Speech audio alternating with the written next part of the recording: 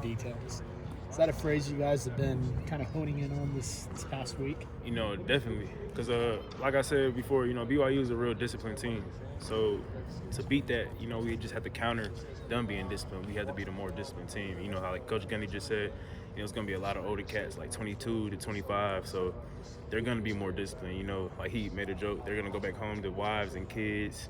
So, they're going to do the extra time in the film room, just locking in like that. But, yeah, definitely attention to the details and just hone in on the little things. Because, I feel like we tend to, overlook on the little things that can make the big things happen. So, yeah, just paying attention to the details and just locking in on that. You sound like you played there before. No, I haven't. I just seen it on TV. TV copies. My close friends played over there, and they told me how, loud it is and everything like that. We're told that was a phrase Nardo came up with. Was that something he came up with, or how did that come about? The dominating the details phrase. It was a little bit of Coach Nardo and a little on the players. Everybody just had a little phrase that they be saying, and then people just take off and run with it. So yeah, it was a little bit of both. How paramount is dominating the details this week? It's big. Like I said, because they're a real discipline, and the little if we even make a little mistake, they're gonna capitalize off of that. Right. Something so little can turn so big and drastic. That's why we really have to pay attention to the little things, the details, dominating the details, and just doing, just focusing on the little things. Because I feel like a lot of people tend to overlook the big, the little things. I want to make this play when their gap is right here, and they just have to hold their gap. So I definitely think paying attention to the details is the main thing. On paper, BYU didn't really have an explosive offense, but they have a pretty efficient option attack. What do you see from their option attack, and how do you guys combat that? Sound like a broken record, but just having the right eyes, because I feel like, especially on the back end, we tend to get our eyes lost somewhere else when our key or our thing is right here. So I feel like if we just pay attention to the details and the little thing, and most importantly our man, if we stay locked in on our man, I feel like nobody can beat us, and trusting our brothers to do their jobs. Your playing time has gone up a lot for the last couple of weeks. I'm sure that feels good that the coaches trust you and to put you in that role. But what's that been like? And have you seen your kind of role change, especially as y'all have some injuries, or do you feel like you're kind of doing the same thing you always were, just maybe you're out there more? Yeah, I feel like I was doing the same thing I always been. Cause coming into the season, I sprained my MCL, so that was low key under the radar. So they were really easing me back into it. So once they seen, how I played in the spring and the fall, once they seen I was back to that level, they was like, okay, yeah, go out there and just do your thing. So, it's definitely a big thing, just going out there and getting reps and getting the feel of the game. That's the most important thing. Getting the feel of the game and understanding what can come next and what can come later on during the game. So I definitely think it's a big thing, and just locking in and getting ready for the upcoming plays. When did you feel like you were kind of back where you were before you got hurt, or are you still sort of getting there? I'm still really getting there. I'm not gonna lie. I feel like I'm 94% right now. I definitely got a ways to go, but just overcoming that. At the end of the day, everybody has a sob story. I just want to do everything I can to make sure this team can get a win. And, do my part as much as everybody else. So. And when did you get hurt? Fall camp. I think it was 2 weeks away for the first game. Was that? I have to imagine there was a moment where you're nervous because you worked so hard for this. I ain't gonna lie, damn near broke down because I thought I was gonna have to get surgery. Once it happened, I was like, man, I heard a pop. I'm like, man, my senior year kind of delayed, but God has a plan for everything. So I just trusted Him, and here I am today. This is the first time we've gotten to talk to you. Kind of what stood out about Oklahoma State? Why'd you want to come here? Oh well, I came to junior college out here. Okay. So and I got two coaches on staff that were in my junior college. So, it just felt like a family feel. And then when I took the visit, I already knew this is where I wanted to come. I'm like, yeah, it's a lot of genuine people. Most places when you take visits, my previous schools, it felt like a couple people were bigger than others. Not to throw names, but even Ollie Gordon, when I came in, I'm like, oh, he's going to be big-headed. He was the first person to welcome me in. Oh, what's going on, bro? And I'm like, okay, yeah, this is a family feel. Because at the end of the day, that's all it is.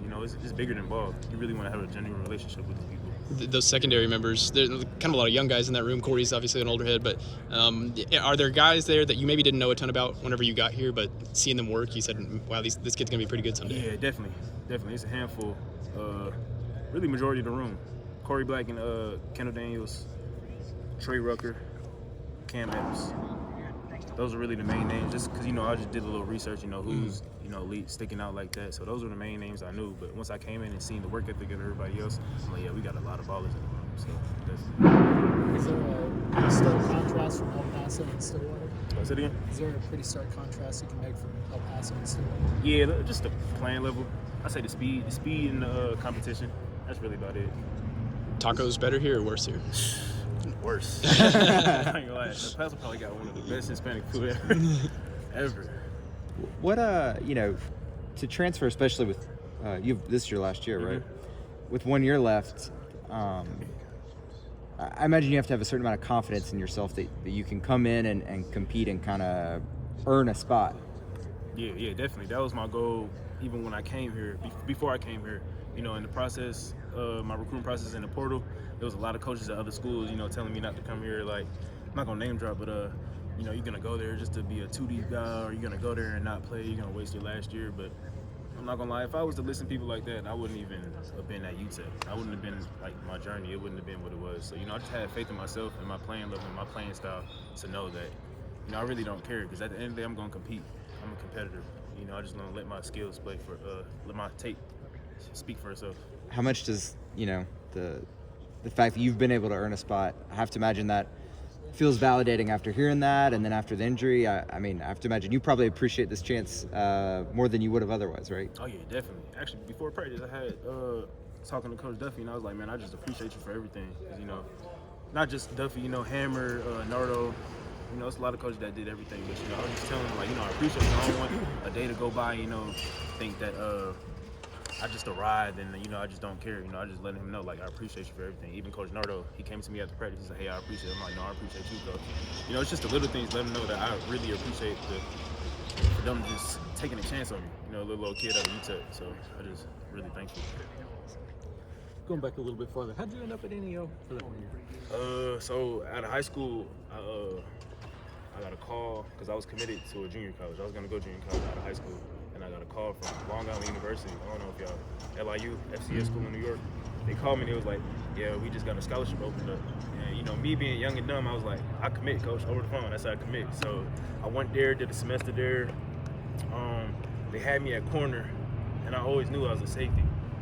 So once they finally moved me to safety, but I just didn't really like the vibes, and I understood that I was still paying for school, and I told coach I didn't have the money to pay, so I just took the risk and went junior college, and NEO was the first school to pull the trigger. And I was like, yeah, I'm always that guy, like, if a school believes in me, I'm not gonna wait around and try to pile up more schools. I'm going for the school or the coach that believes in me. So I went there and I ran with it. Probably had one of my best college careers there, I would say, in a short span, because I played during the COVID year.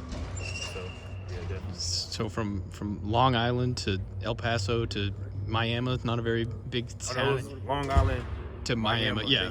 But like from all those places, just kind of what have you? It seems like you don't mind being wherever. Has that always been something that's been a part of you, that you're okay with going to Long Island? You're okay with living in Miami? Yeah, definitely. It started with my family because my parents are Jamaican, so they came to the States in '95, and we started out in New Jersey. We was living in New Jersey for I think about 7 years of my life, but it was earlier with my brothers and everything. But just my parents always told me don't think like where you are is the end all be all. It's a lot bigger. Just taking yourself out the box and taking yourself away from the perspective and see what's bigger out there. I always knew I had dreams and aspirations of playing big ball. So whatever it was, wherever I ended up, I didn't care. I was gonna do everything I needed to do to get there. Was that something that your parents maybe instilled in you that's different? When you're leaving your home country to go to the United States, but the kind of the passion, I guess, is maybe similar to what they were wanting to it's get. definitely similar. And they always told me, whatever I plan on doing, just go ahead and do it with full intent. You can't be halfway in and halfway out, because that's when you start to, second guess yourself. Should I really be doing this? And then you come up with plan Bs. To be real, I never had a plan B. I always, just stuck with my plan. Whatever it was, I was gonna do it.